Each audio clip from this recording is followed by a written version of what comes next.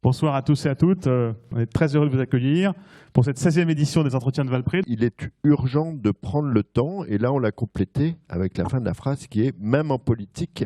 Je vais tout de suite laisser la parole à Arnaud Gangloff. Alors je vous recommande tous d'aller sur le site de Kea Partners, où Arnaud a fait un article très bien fait qui s'appelle « Management du temps ».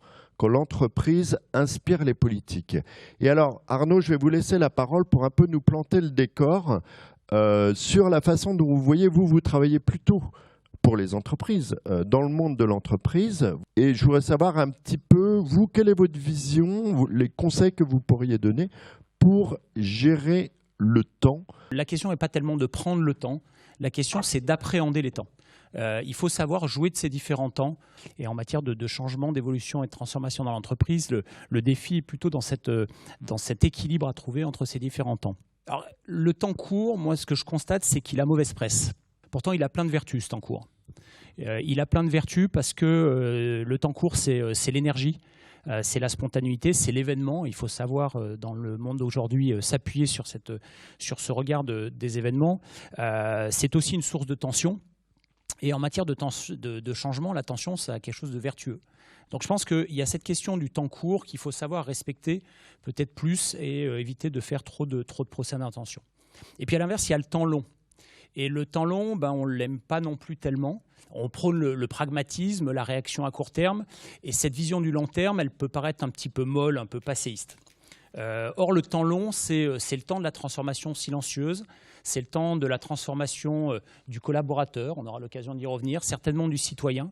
En tout cas, c'est le temps dans lequel on va pouvoir poser des choses clés comme le sens des choses.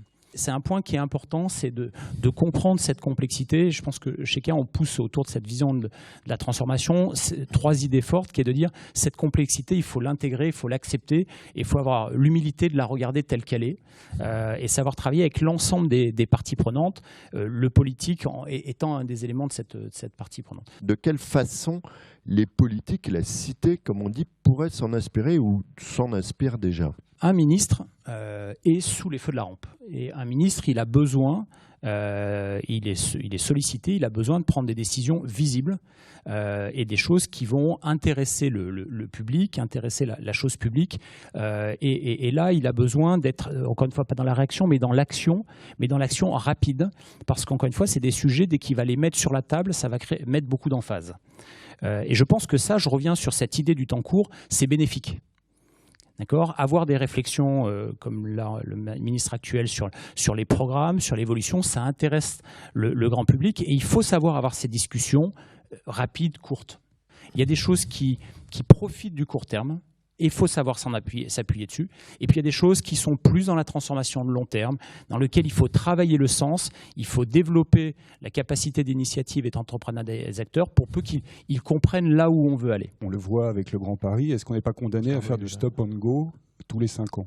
Moi, je pense effectivement que le raccourcissement des mandats est un sujet. Par analogie avec ce que je peux voir dans un certain nombre d'environnements que je côtoie un petit peu plus, effectivement, à titre personnel, je suis un peu dans le doute sur le fait que raccourcir les échéances politiques sert véritablement. Ce dont on a fondamentalement besoin, c'est quand même d'un sens, d'une vision de la société.